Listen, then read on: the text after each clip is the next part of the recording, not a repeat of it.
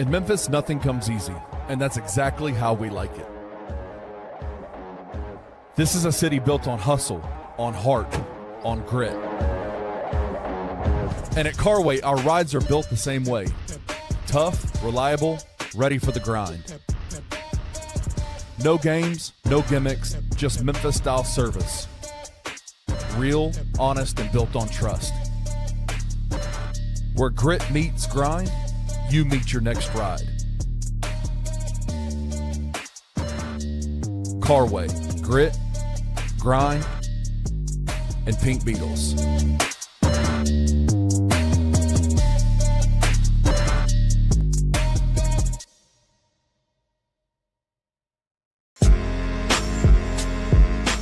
In Memphis, we know a thing or two about resilience. From the grindhouse to the Delta, we protect what's ours. But when pests invade your home, it's time to fight back.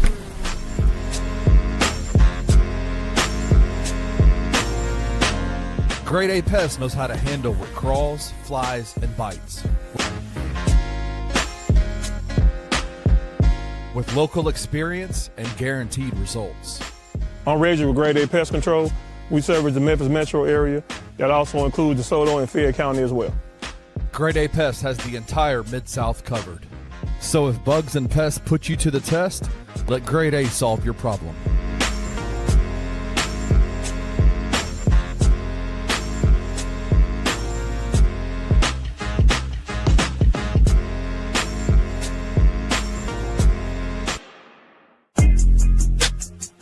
Bluff City Media presents the Two Buck Sports Show with your hosts, Rusty Buckets and Uncle Buck. Now, let's get to the show.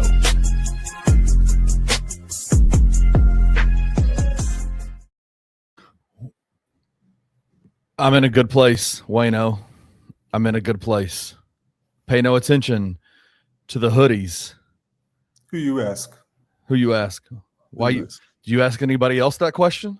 Who you ask? Who you? Yeah, they better be concerned about me. Are we taking them off now? All right, we're taking them off. Shout out. What up, Wayno? Welcome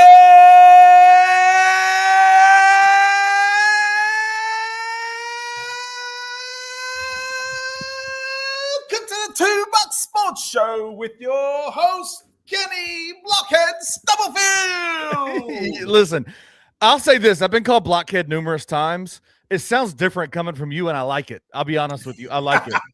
Shout out to Wayno for joining the Two Buck Sports Show. It is not – I'm not Rusty, and that is clearly not Drew Gann. Those boys are both out today, so they called in the bat signal. They said, hey, boys, come make this show even that much better. And so they brought us. Shout out to Rusty and Drew as they're out today. Shout out to you, Wayno, for joining us. This is the Two Buck Sports Show presented to you by FanDuel, powered by FanDuel. The good people over there. We'll have some really interesting NBA games to talk about in terms of bets. We got some NCAA parlays we're going to discuss in a little bit. But, brother, we're starting off early because it's been a day already. One of the things I like about I was thinking about this just a few minutes ago. I like that the Grizzlies are in Berlin right now because – it's a 7-hour time difference, which means most of the crazy shit that goes down in a day happens at nighttime. And it's right before we start all of our daily shows, right in between the daily grind and now the Two Buck Sports Show. Anthony Saint shows at 1 o'clock. We got a lot to talk about. There's been some really crazy stuff coming out of Berlin we want to discuss. We're going to do that in the actual second segment. But dude, it's been a week, man. It's been a week of what's a good word to describe what we're experiencing right now? Is it turmoil? Do you consider this to be turmoil for the Memphis Grizzlies? To be honest, I feel like it's an isolated incident. Okay. Maybe something that just keeps repetitive, maybe. Maybe something we've seen again. So those are two different words. Isolated and repetitive. Yeah, We're kind of like deja vu. I don't know. Are we having deja vu? Yeah, maybe like insanity. maybe. Yeah. It's been an insane week for the Memphis Grizzlies and for Memphis Grizzlies fans. And I know that there's so much to discuss with Ja. Ja's announcement. An announcement was made last week that the Grizzlies were open to pursuing trade opportunities for Ja Morant. While all the while he's in the midst of dealing with a calf contusion that has kept him out for quite a few games. We just found out a few minutes before we went live that Ja is not going to be available for the Thursday day game against the Orlando Magic in Berlin, which begs me to I want to understand, like, then why did they take him on the trip if he's not available? I mean, King said he's using one-word sentences. Here's what I want you to do. I want you to try really hard to only use one-word sentences every time I ask you a question in today's podcast. Who you ask? Who else you ask? God damn, man. Look, all I know is, like, I mean, we're going to dive into the Ja stuff later, but just to briefly touch on, I suppose, that, you know, what you just brought up, that's not leadership. Do you know what I mean? That's not leadership. That's not leading by example. That's not setting the tone. That's not a lot of things. And I don't know, like, if you're on the injury report, I think it would have been better to keep him on the injury report and keep him home. You got to remember you're representing the Memphis Grizzlies, but not only that, like, you're representing the NBA. And as much as it hurts and it sucks that we lost the Martin Luther King game, like, you kind of got to move past that. Let's not be children.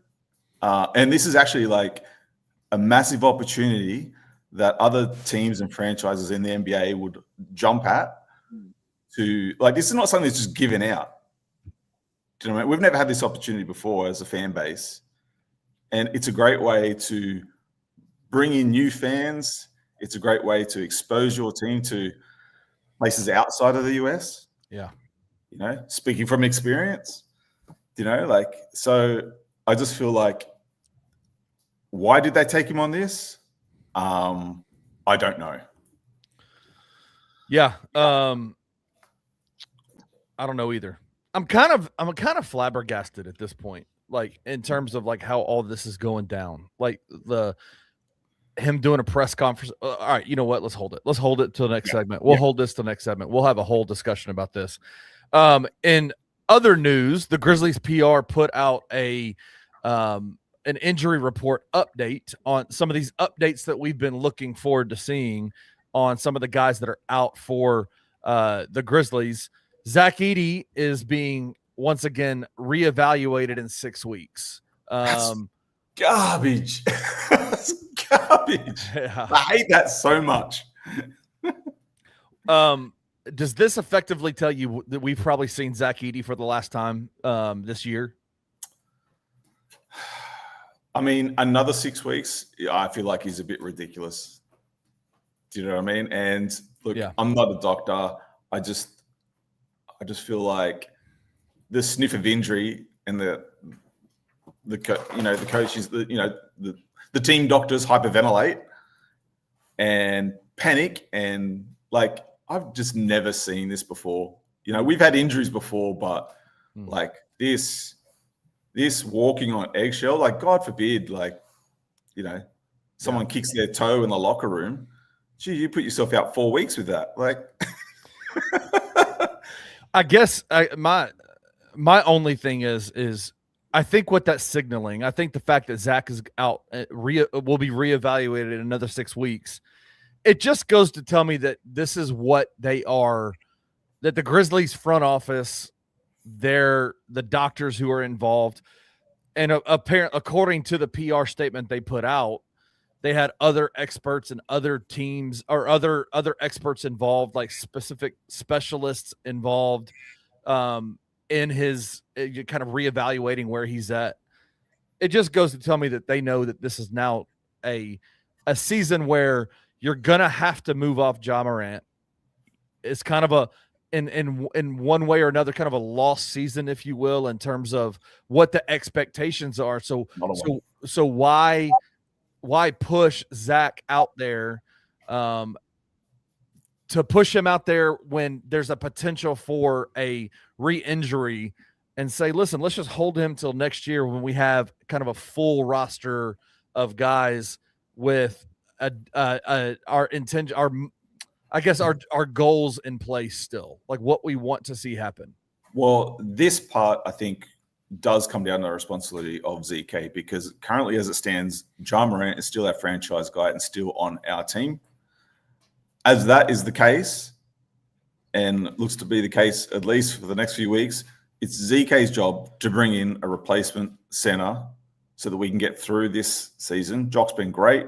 We all know he's backup, but you've got some moves to make at the trade deadline to bring someone in to help this team right now. You deal with what they can bring when Edie's back after the fact. But as currently stands, with Ja being our franchise guy, the support needs to be there for our franchise player until he's not. Well, listen, it is Wednesday, January 14th.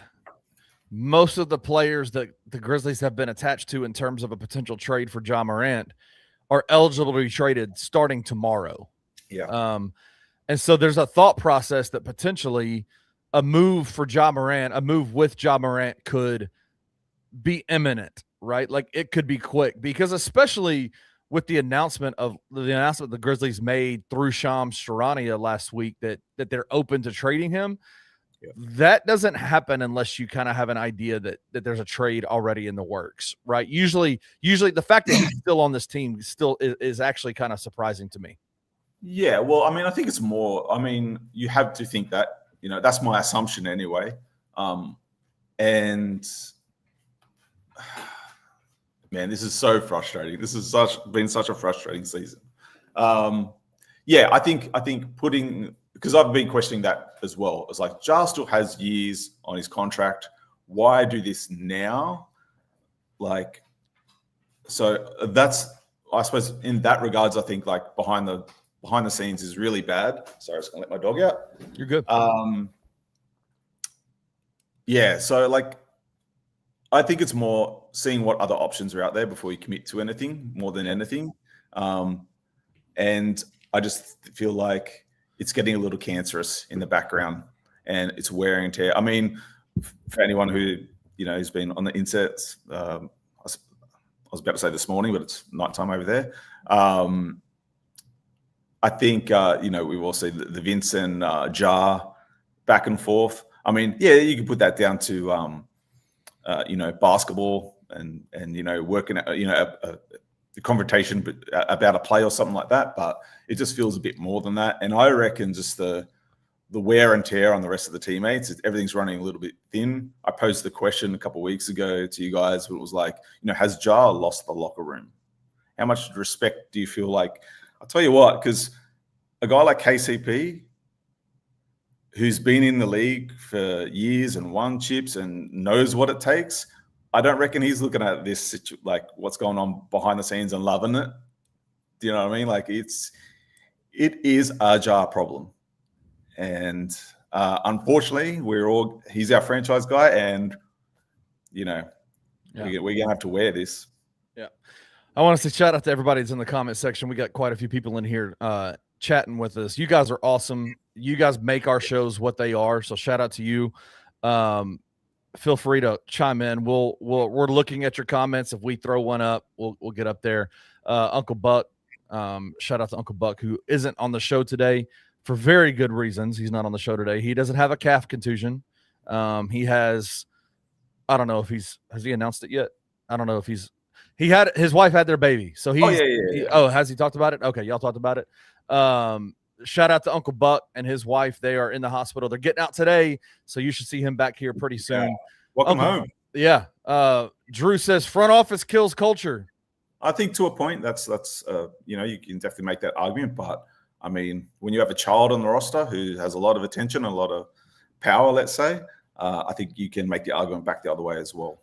Yeah. So I think front office maybe hasn't helped in a lot of situations, but I can't, front office literally cannot drag that kid out onto the court and get him to play. I would say in some ways the front office can't adjust an attitude. Yeah. Do you know what I mean? That's a parent's goddamn job. I would say he says front office kills culture. I would say, and maybe a positive light to it, front office protects culture. And I think that there is, and Jalen said it, I think, and I agree with this. You asked if he's lost the locker room. I agree with this. Ja probably lost the locker room on Halloween night. I'll tell you one thing, being a Memphis fan and outside looking in and, being someone who's like pretty active in the chats and stuff like that. Like, God bless Memphis fans, man. Like, we deserve better than this.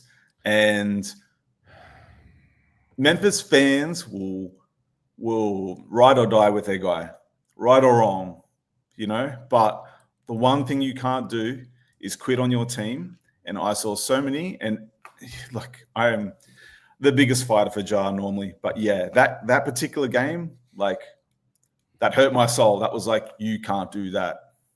You can't quit on your team. You can't quit on your city, not even for a quarter, not even half a game. Like, no one's going to respect you for that. Especially against the Lakers. That's what makes it worse. I would rather him done that during the Washington game. Do you know what I mean? Because goddamn, I think half our fan base was about to walk out in that Washington game. But the fact that it was the Lakers, it's like, man, you let them win. You let them win. You fed their egos. Yeah. And I should know, I record with 2 Laker fans. Yeah. And they are, some of our best friends, but they are unbearable Laker fans with their purple and gold bloody goggles on all the time. So like, I think, I mean, that is a real pinpoint in shifting, I think, in the fan base. Yeah. There's still a whole heap of people defending Ja. And you know what? If that's your take, cool. But for me, like, you can't quit. You can't quit on everyone. One of the things that's come out since all this, the conversation is not just around Ja Morant's future on this team, but also, and I want to put a spotlight on him, is Jaren Jackson Jr.'s future on this team. Jaren is the longest standing Grizzly. He is the most accomplished Grizzly at this point. A guy who is and I know we toss this word around a lot, a true unicorn in the game in terms of what he can do skill set wise, the way he plays, how big he is, what he does out there on the court. Some games he looks magical, he looks whimsical out there, unstoppable. And then the other days he just looks like a horse. Well, and there was a report that came out a couple of days ago that with the eventual move of Ja Morant, that the Grizzlies are going to then turn around and potentially search the market for a trade opportunity for Jaren in the signs of a full rebuild, full reboot, whatever you want to call it, for the Memphis Grizzlies, basically getting off of your 2 main guys, right? Ja would be gone, Jaren would be gone, and you're moving forward. I would say that the emergence of Zach Edey and the emergence of Cedric Coward will make that a little bit less of a blow if that's what they do. But in terms of a spotlight on Jaren, I wanted to ask you, what do you like as a Grizzlies fan, as somebody who bleeds and spends your hard-earned money and wakes up at all ungodly hours of the night to watch Grizzlies stuff, to pay attention to what the Grizzlies are doing, what Memphis fans are talking about, all the way over in Australia? You do this every single day. As a Grizzlies fan, like, number one, are you on the side of trading Jaren Jackson Jr., or do you want to see the Grizzlies keep him and try to build something around that? So I think I have sort of 2 answers to that. One is, to answer the question, does he have trade value? Absolutely. More trade value than Ja Morant? Right now, probably, which is crazy because if you're going to measure talent levels, it goes the other way. But that's just not what we're seeing, So I suppose to keep a sort of even keel, I just remind Grizzly fans that every fan base does this. Every fan base does this. Every fan base pulls their players apart, especially when you love them and watch them. Every fan base will highlight the faults. You'll miss the stuff they do good when they're gone. But it's because every fan base thinks they can fix the next player coming in, like they don't have holes as well. Do you know what I mean? So it's like, should we trade Jaren? I mean, my question is, what's the rush? Do you know what I mean? If you need a little bit of stabilizing play, I mean, if his play gets so detrimental that it's costing us continuous games, right. It's definitely, his inability to step up this season has been really concerning. I think one of the biggest, or I should say, my two biggest disappointments this season, it's not the coaching, it's not Zach Kleiman, it's our two superstars. Start of the season, Jar coming out said you want to play 82 games. 82 games you wanted to play. And I was like, you know what? That is so on the nose. Like, you can't. I'd be happy if he said 70, to be honest with you. Right. See, give me 60. Give me 60 at this point. Jaren's quote at the start of the season was that he was ready to take that next step, that he wanted it. And if anything, we've seen a bit of digression.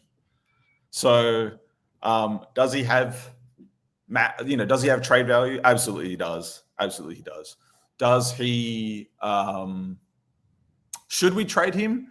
I think there's no rush. I mean, Jaren, he has all his faults, but he plays. He plays, man. He's a bit of an Iron Man for us. He'll play through injuries, which is something like for our team right now. So yeah, I suppose that's my answer. Like, for all his flaws, keep him. He's not cancerous in the locker room. I mean, we've all seen the clips of him in Berlin. He's having the time of his life. Do you know what I mean? Like, seeing him like really warmed my heart when him and Bane caught up. That was like, oh man, like that's so cool. They're still boys, and there's the thing I love about Bane is that he's a total pro. You know what I mean? He has no ill will to the fans, to management. You saw that in his quote that he had yesterday, where he talked about because Dylan Brooks came back to Memphis last week and was basically saying the front office did too much. They went too fast. They did, they should have kept all of us together. And Desmond came out and kind of put that to rest yesterday. He said, man, all four of us, Jaren, Ja, Dylan, and myself would sit down and we'd have conversations over dinner, probably over some drinks, and be like, hey, we all want to come back. Let's stay together forever. Yeah, let's all take pay cuts. Yeah. Friends are friends forever, right? And it's like, and they're like, we'll take less money if it means we can stay together. And then as soon as the rubber met the road, as soon as contract negotiations started, what you have to understand about the business is the Players Association ain't letting dudes take less money. They will not allow it. They will not allow players to take less money to stay together as a team, because that absolutely dilutes the free agent market for everybody else that's out there. And so the idea that the front office moved too quickly, according to Dylan Brooks, Desmond kind of put that on ice and said, no, bro, that's not how this goes down. I never get mad at the size of the player's contract. No. Do you know what I mean? Because the team's got to be willing to give it up. But also, man, get your money where you can, because you could be. You're not guaranteed next season. You're not guaranteed. Dude, yeah, you could be the next Brandon Roy, right? You could be the next Grant Hill, the next Penny. It could all come crashing down like that. So, like, get yourself a safety net. Don't blow it on 600 Bentleys. Yes, although that'd be cool. I mean, maybe not 600, maybe like 200 will be cool, right? Like, yeah, you know what I mean. So, like, I never get mad at like the size of the contracts. It's just part of the game, but right.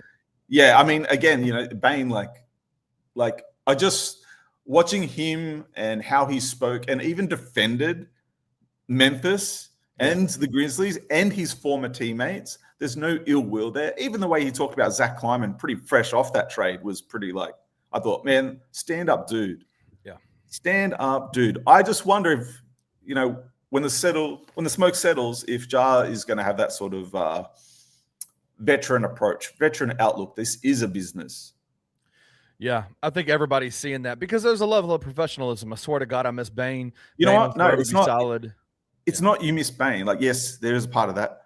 You miss the professionalism of Bane. That's it. Because you're not seeing it with our current leader. Yeah, I agree. I kind of tend to agree with you. Let's go back to Jaren for a second. I do agree with you. I think what's the rush? I think that as much as we all see the limitations of Jaren's game and kind of where he's at, I would say it's the idea that the availability to play as much as he does through injury, through sickness, through whatever it is, his availability makes him an asset to this Grizzlies team, right? And I think that it's one of those things where you say, if they are open to trade Jaren, I think it has to be absolutely for the right price, because Jaren is absolutely not a cancer on this team. He's not causing issues behind the scenes. He is suiting up no matter who else the Grizzlies put out there. He is out there, and he's been the mainstay for this team after starting off his career as a guy who everybody thought would be injured all the time, right? Mm-hmm. And so this guy is a real linchpin, I think, for this Grizzlies team moving forward. But if you had to, like, if the Grizzlies were, all signs are pointing towards a complete and total rebuild, what would you like? Are there any trades that what assets would you? We don't even have to talk specific players, but like, what would you want to see back for the Grizzlies to make a Jaren trade worth it? So my honest opinion is you don't trade a player for the same position. That's just my take. You don't trade Jar for another point guard. You don't trade Jaren for another power forward / center. Or I probably would actually, but you know what I mean? You don't trade same for same, if that makes sense, because you're not getting the full value. Now, if you turn around and say to me, hey, like, we're after a point guard to run this squad, I'm trading Jaren. Do you know what I mean? Because I'll get the most for a point guard, because no other team is going to admit that they have the wrong piece. Yeah. Do you know what I mean? If you're forced into that hand because the player wants out and it's too bad, like it's too much, and they're hurting the culture of the team, like, then that's a different story. But when you're like, that's why for me, like, a Trae Young for Ja Morant trade never made sense. Was a non-starter for you? You're like, nah, I'm good on all that. Well, it's like, we just keep the same. Thanks. Like, do you know what I mean? Like, so again, like, if I'm wanting a Jaren replacement, well, I'm probably using Ja as the bait. You know, yeah, you're probably going to tie a bit more to him at this stage. But I also don't think Ja has lost as many, as much trade value, and you shouldn't measure one trade against the other, because you're not going to get. I don't think you'll see a Bane situation trade happen again, but I also don't think you'll really see a Trae Young trade situation. Like, the scenery in the NBA is like definitely changing from for under our feet right now. The one thing I will say though is that I've seen all the clips. I'm pretty active and whatnot, and I watched the Gilbert Arenas hot take of how we're making a big mistake moving on from Jaren, blah blah blah blah blah. I think what he loses insight is that he has no official, like, he can't predict the future because we've seen this stuff happen before. I remember when Indiana lost Paul George and how big Paul George was at the time. And they were killing it. They were making conference runs, but sometimes, your best player just can't get past those LeBrons. Do you know what I mean? Sometimes your best player does want to move on and team up with other superstars. And yeah, it didn't pan out from Paul George. But I suppose what I'm getting at is that there's always a next guy up, a guy ready to take that jump. You can always be like the Pacers, who lost Paul George and had to sit in a bit of mediocrity until they made a change and a guy like Halliburton became available. But in the meantime, they built everything up else around him. And you don't need to be a top tier superstar in this league for your team to make the NBA finals. That's something that Gilbert Arenas can't talk on because he never got there. Yep. So that's I suppose my take on it. It's like, not all is lost when Ja leaves. Yes, of course, the city will take a hit. Yes, the fan base will take a hit. half the Jar fans will leave. And, it's much like, I put it to much like when Jar goes, it's going to be like when LeBron left Cleveland. A lot of the LeBron fans went. Yeah. A lot of, I know a lot of them. Do you know what I mean? Like some of them are my work colleagues that just follow because fans are all different. Some fans navigate to, the team following. Some navigate towards the players, and there's no right or wrong to it. It's just that if you're a fan that's you're a Memphis fan, like it doesn't matter who's on this roster, you're going to represent. And I always say like the true fan shows their true colors when shit's not going well. When shit hits the fan, you find your real fans out there. When your team loses the game, because every team's going to lose games, like, are you the fan that goes, you know what, like, that sucks, we have holes here and here? Or are you the guy who stands there in the background yelling, trade this guy, trade that guy? Yep. Like, trade everyone, and then where does it leave you? Where does it leave you? Leaves you with your favorite. It leaves you with your favorite player, Omax. He's the only guy on your team. All right, I do like him too. Hey, let's put a bow on this topic real quick on Jaren. Give me an estimate. Give me an idea here. Is Jaren going to be on this team next year? Is he going to be on the Grizzlies next year? I think so. Like I said, I don't personally like. I'm not a GM. Like I'm not going to pretend to be. I leave my GMing to NBA 2K. Thank you very much. Yes.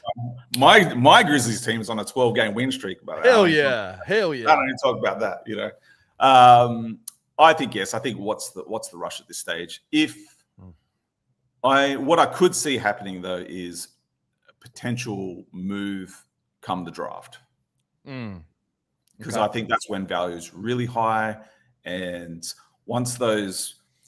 Like, I know everyone's talking about this is such a high draft, but I mean, honestly, I feel like outside the top 8, there's a bit of a dip. And, if you've got Jaren Jackson Jr. on your hand, who is playing well, playing through adversity, is not a problem in the locker room, is currently overseas representing the NBA and Memphis in a really good, positive way, I think there's a lot to like. Yeah. King Meek says the main question though is John Conchar going to be here in 2027? Yeah, he's getting a statue. I'm telling everyone this. There's going to be a Conchar statue. They are going to change the Grizzlies logo to a silhouette of John Conchar's face. I promise you, that's what's happening.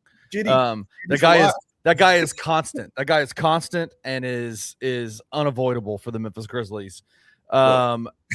DJ says, I believe so, as Jaren is constant only unless someone blows you away with an offer. I agree with that. I do think that Jaren would command quite a bit on the open market. I really do believe that.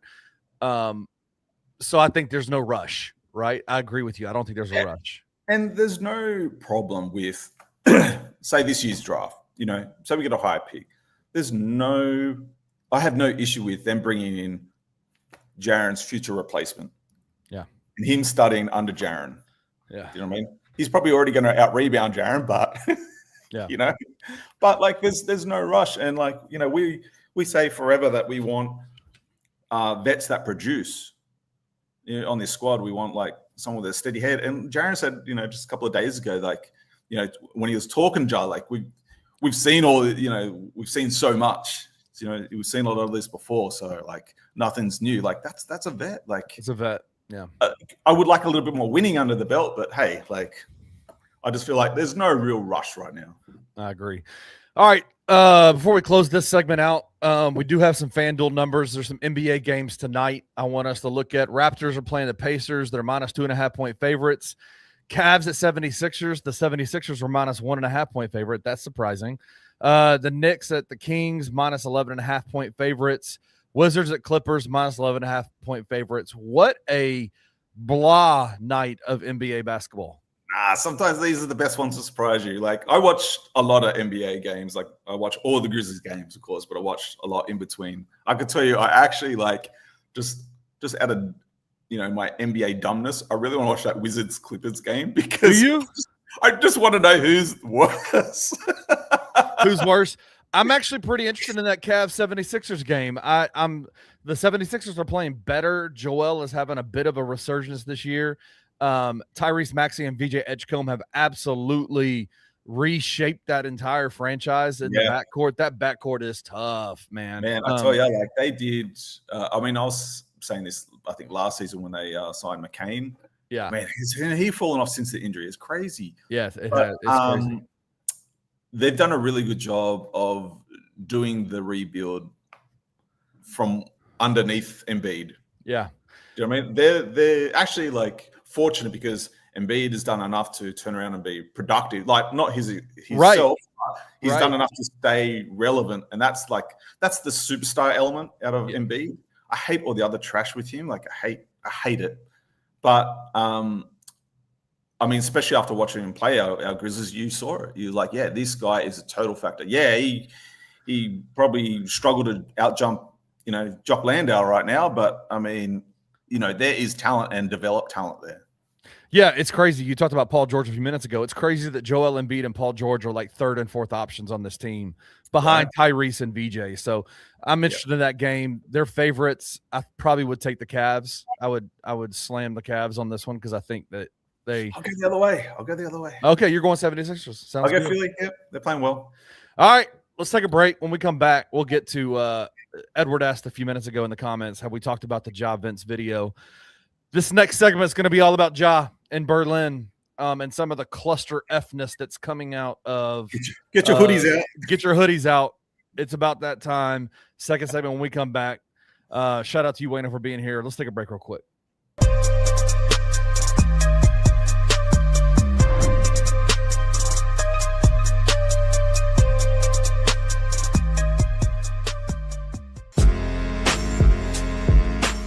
In Memphis, we know a thing or two about resilience. From the grindhouse to the Delta, we protect what's ours. But when pests invade your home, it's time to fight back.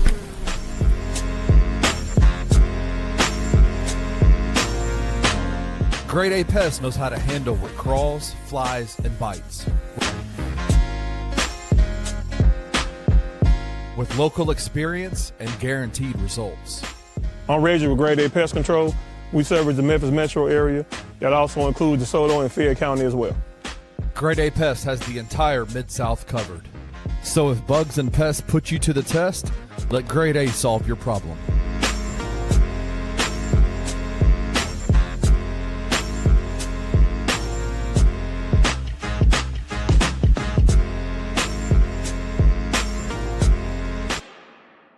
If we hit fast forward, skip to next season as you would in a simulation on college football, would Penny Hardaway be the coach of the Tigers?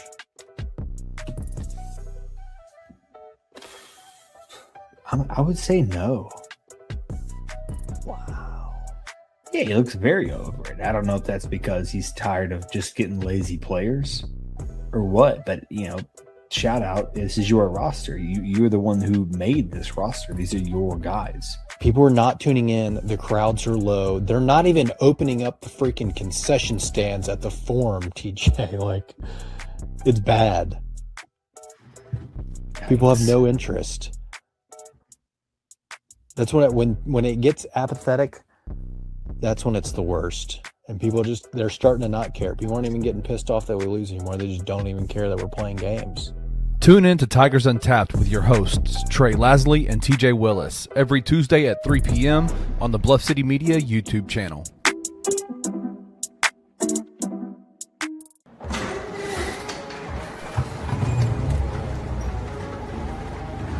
In Memphis, nothing comes easy, and that's exactly how we like it. This is a city built on hustle, on heart, on grit. And at Carway, our rides are built the same way. Tough, reliable, ready for the grind. No games, no gimmicks, just Memphis-style service. Real, honest, and built on trust. Where grit meets grind, you meet your next ride. Carway, grit, grind, and Pink Beetles.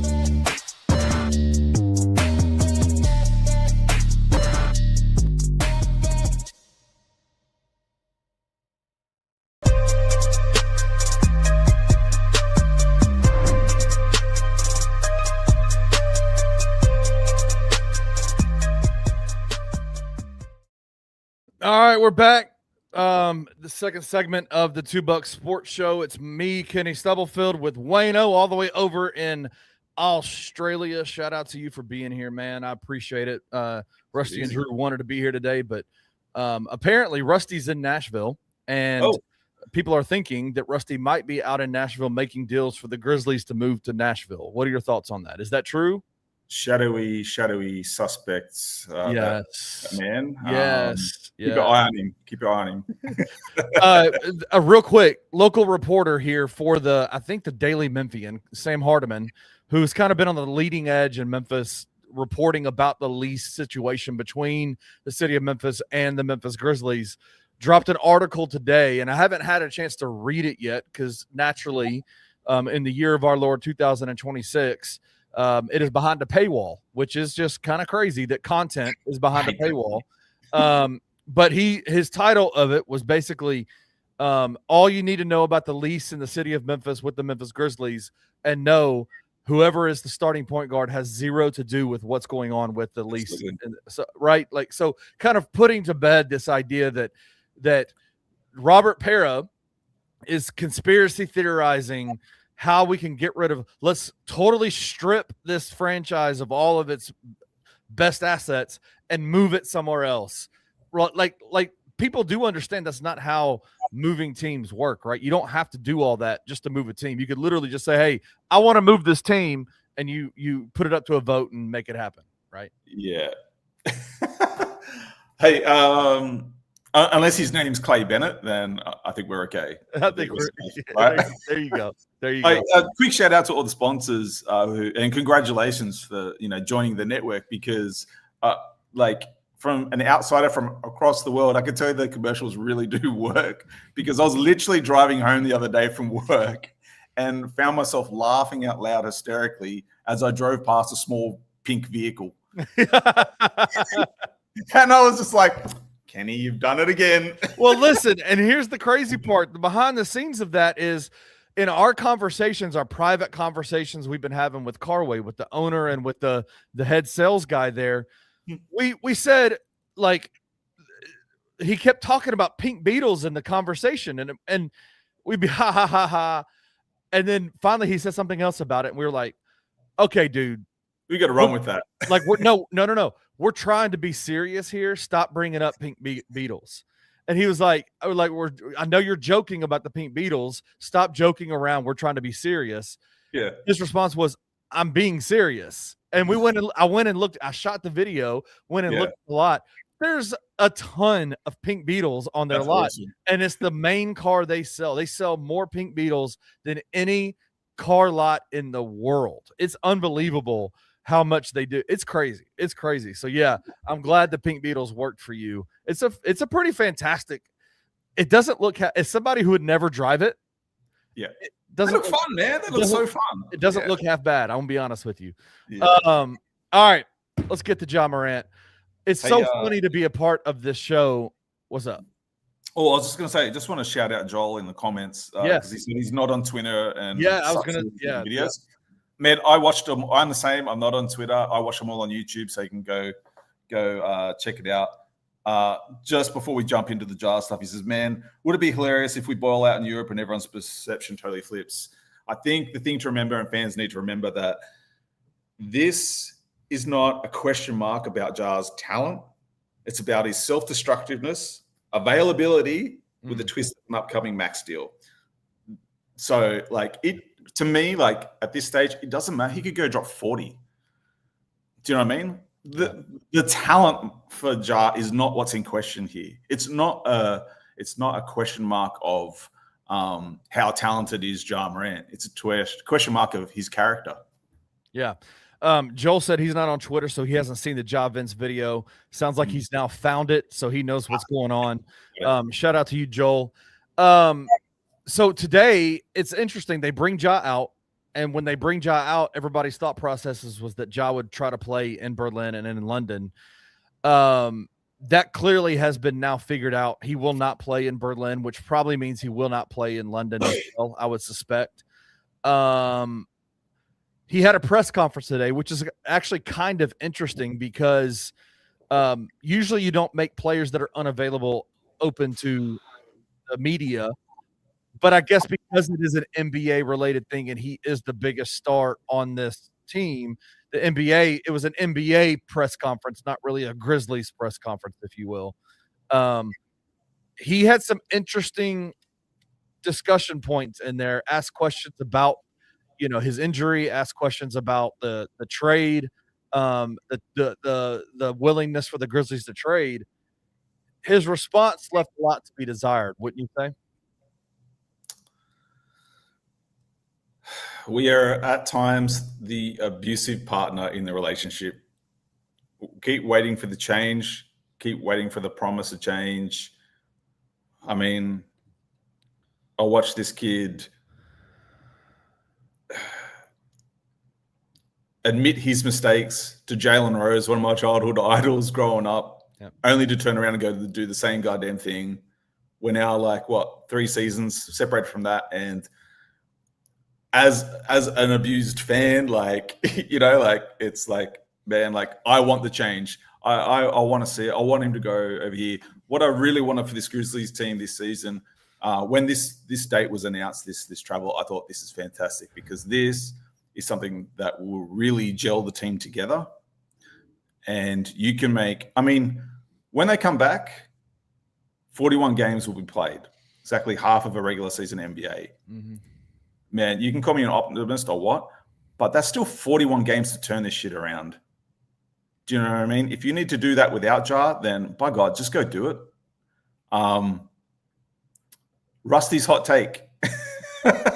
Rusty's hot take is, what was it that Jaren Jackson's dad never taught him a post-up move, or that shot he took? Hilarious. My kind of take is, Ja has grown up with a silver spoon. He's I don't think he's heard no in his household because there's so much evidence towards that theory, just the way he reacts and responds, how he faces challenges, and when he's told no, pure childlike. And not in a good way. Not in a good way. Sometimes you say you have a childlike behavior. Yeah, sure. This is not 100%. good. Yeah. I grew up in a fair but firm household. Mm-hmm. I raised my boys both that way. I know when I step out that front door that they're going to be on their best behavior. Mm-hmm.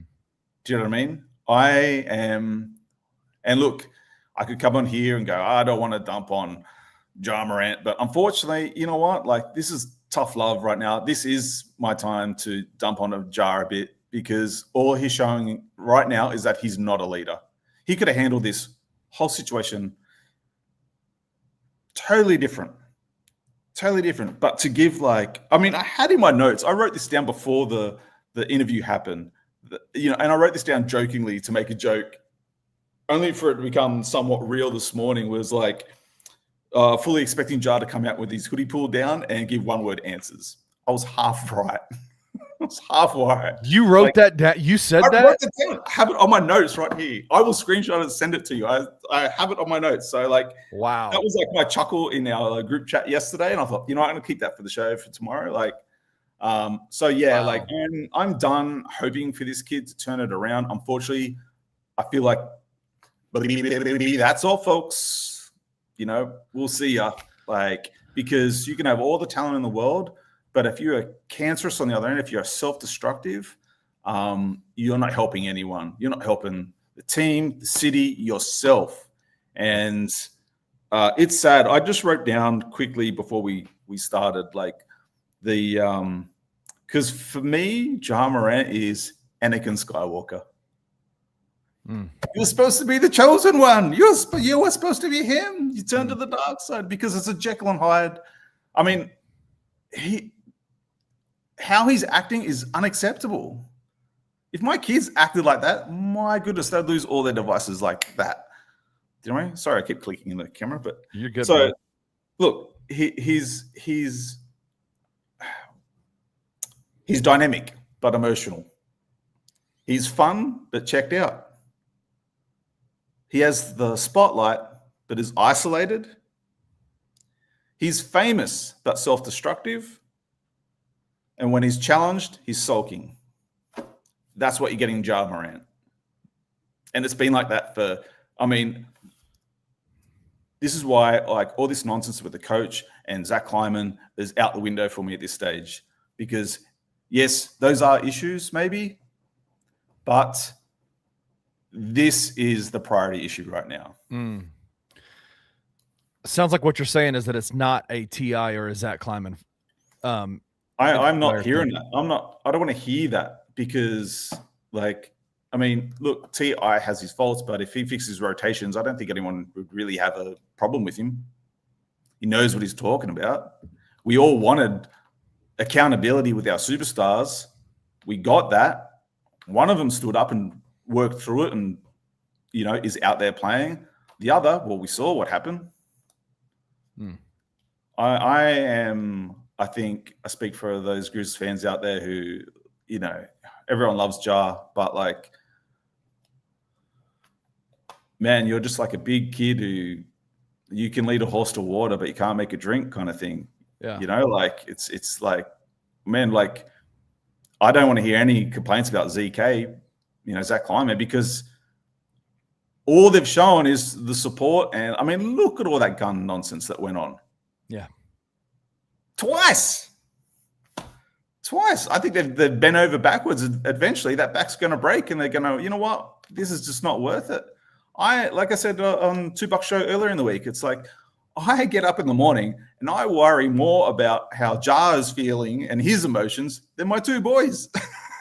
That's ridiculous. I just want to enjoy basketball again. I don't know about you guys. Like,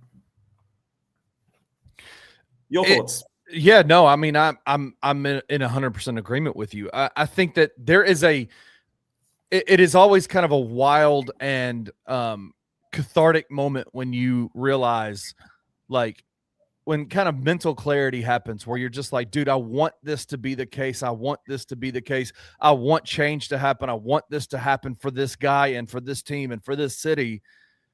And then in that moment when you realize it ain't happening, there's a level of like relief. I can breathe because now you just kind of know, okay, this is what I need to do. Like, this is what the Grizzlies fans need to do. This is what the Grizzlies need to do. While we want the best for Ja Morant, at this point, you just go, it's not with us, right? And that's okay. I think that's totally fine. Yeah. I mean, sorry. There's a level of cathartic, you know, of just kind of mental clarity there that I enjoy, and I'm feeling pretty light about it right now.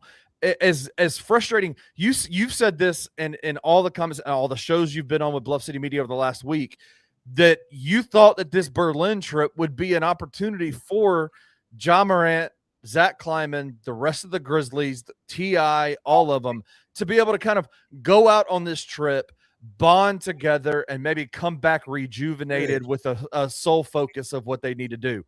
It is clearly relive a bit of like that college feeling. Yeah. You know what I mean? Like, it's clearly not happened. If you haven't seen the video, I haven't seen the video of the actual press conference, but the reports coming out from people that are there watching as it happened, it was very clear that Ja Morant was in a place where he was not ready to own anything, to like think introspectively. It was why are you asking me this question? Am I the only person you're asking this question to when talking about the trade stuff? It was you live with it basically. You know, just not really owning any of who else you ask? Like, who else you ask? Yeah. Who else you asking about this? That's a child's answer. And then the video comes out of Ja Morant and Vince Williams having I wouldn't call it an altercation, a very tough conversation, it looks like, during practice. I've seen a lot of people say, well, that's just Ja showing leadership, Ja engaging with his team. What were your thoughts as you've seen that, as it came out this morning, as you saw it? What are your thoughts on that video? Look, I I can't sit here and, with 100% certainty say that this wasn't a basketball conversation. Do you know what I mean? Or an escalation of everything that's gone on in the past. But real quick, why would it be a basketball conversation when he hasn't played? Like, I mean, look, are they talking schemes? Are they talking schemes? Look, Are they talking? Devil's advocate. They're out of practice. There's he hasn't played. He ain't playing. Well, look, he's still. But that's the thing, right? That's the thing, because, I mean, I watched the Isolo little presser before. I mean, I know people's takes, but for me, I was like, I thought he was putting the onus back on Jar a bit. Do you know what I mean? About his availability and being able to play. Because he said that, I'm paraphrasing, that, that he's been doing a lot of the things, that he needs to do to get back on the court and blah, blah, blah. We've seen the fluctuation with the report. I suppose here's a sort of counter question. When we talk about Jar, right, why don't we refer to Jar as injury prone? We never use that phrase with him, even though that's the case. But it's kind of not the case, because it's like, it's our when we speak about Jaren, his injury is like, well, does he want to play? Do you know what I mean? We never say the injury prone. We never label him that. We never go, Jar is an injury prone player. It's right. never. It's like, does Jar want to play? It's a total attitude thing. I mean, look, like, this should have been a real, again, like I said at the top of the show, it really sucks we lost, like, the Martin Luther King games, like that is shit house. But I mean, this should have been a really fun and exciting time for the boys. I mean, I've loved watching Jaren. Like, you can poke holes in his game all you want all day, but the dude is a pretty likable dude, and he's all about Memphis. And yes, he's probably not gonna. I say it 100 times. He's a total unicorn. Like, you look majestic one day, like an absolute donkey the next. You know what I mean? Or make these boneheaded plays. But God love him. Like, he loves Memphis, wants to be here, plays. He's available, and a real good as far as like Memphis reputation, he's not going to act up when he's out. I just thought it was weird that they gave the mic to Jard. I was super. Here's my theory on all of it. I firmly believe they brought him on the trip to play him, and I don't think. I know that there's been some hope that there would be some reconciliation there. I think they brought him on the trip to play him to keep his trade value, to increase his trade value, to say he's ready to go to other teams. I do think that today's the press conference plus whatever was going on between him and Vince has caused the Grizzlies to say, you are absolutely too much of a distraction for this team right now to play in these games. Honestly, like, if this is the franchise's take on him and they're putting him available for trades, I think they should have sent him home. Pat Riley did it with Jimmy Butler. Yeah. Detriment to the team. I mean, you can't say he's not. We've already said it once this year. He's already lost already had a 1-game suspension for the Halloween game. So I thought it was pretty poor. I thought, like, a lot of people were banking on Jar to come around and take ownership and all that sort of stuff. Some real wishful thinking when, there is a track record, of his behavior. And so I don't know what you thought was going to change between now and then. I too wanted that. I too wanted the accountability change. And I mean, accountability is a great part of leadership. Do you know what I mean? To be able to go, you know what, guys, that's on me. Like, I've been, but it's wishful thinking. It's wishful thinking. And even in that sense, like, that's one of the frustrating things about that video is that I think that even the conversation between Vince and Ja that happened out there on the court, there's a level of the biggest frustration I had with Ja in the Halloween game was that he quit, number one, in the second half, but then he brought a conversation that was in the locker room out into the public, right? Like, that's a super unprofessional move that I'm not a fan of. in that moment, true leadership is yes, these conversations, these arguments happen all the time in the NBA amongst men. Men have arguments with each other all the time. I don't think necessarily it was about basketball because Ja hasn't played. And so, like, what are they talking about other than Vince maybe saying to him some other stuff has been going on while they've been in Berlin, and Vince calling him out about it and saying, let's go have a conversation in the back. And you see Ja Morant saying, I'm right here. Let's do it right here, right now, kind of a situation. Well, my problem with that is there's cameras everywhere. Like, there's cameras everywhere. Every bit of that is being documented. It is take it to the tunnel. it's a level of leadership to say, we're going to have this conversation. It needs to happen, and it happens all the time.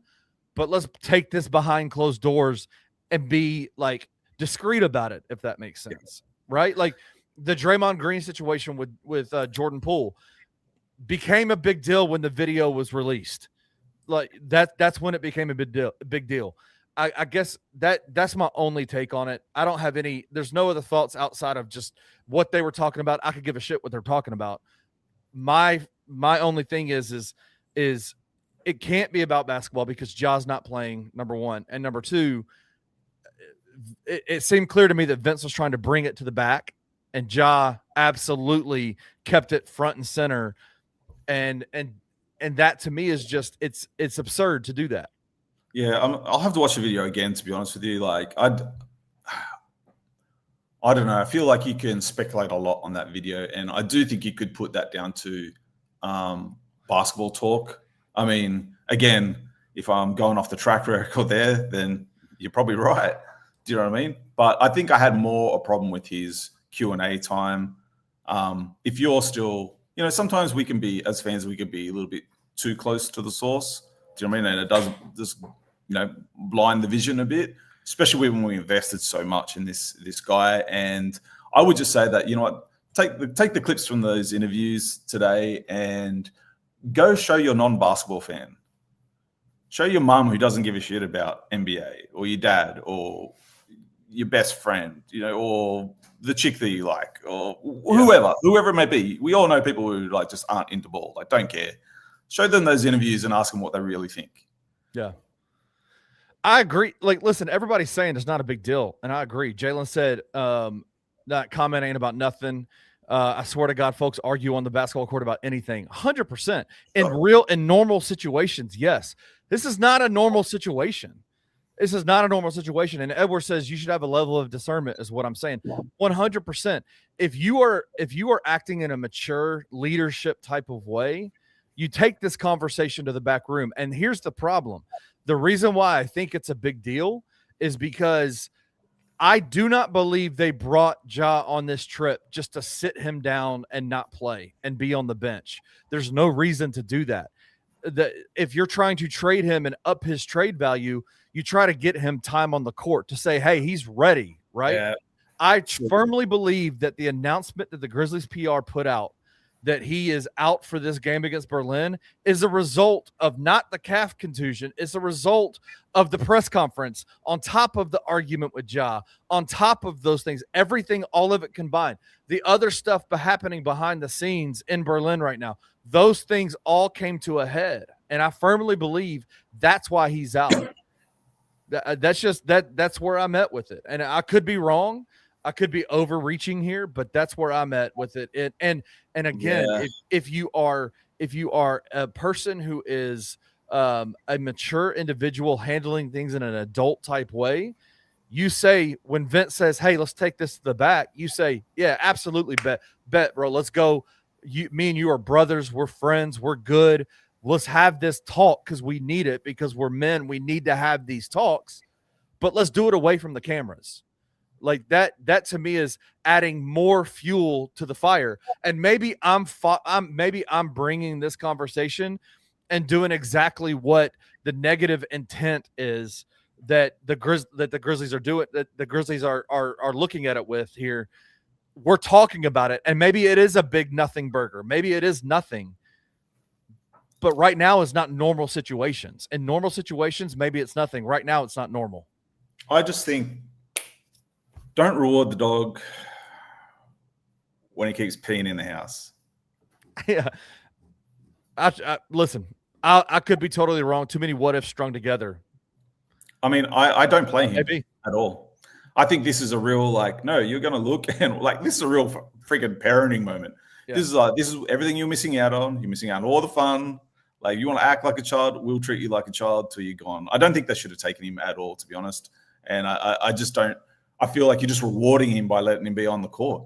We all know he can play. Again, it's not about his talent level. It's not about, can Ja Morant be, one of the most dynamic players in the NBA? Yeah, he can be. He also hasn't been that guy for a while now. This will be season 4 once it's over. Do you know what I mean? Like, you just, I'm not going to say cut your losses. I really appreciate Ja Morant. Like, he really invigorated Memphis basketball, but again, man, I just feel sorry for all the new fans that this is the representation that they got of Memphis, because there's a lot to love. There's a lot to love. There's a lot to. Memphis fans are relentless. Do you know what I mean? Like, look at the comment section. People still defending Ja and whatnot. Do you know what I mean? So it's like, which is 100% they're right.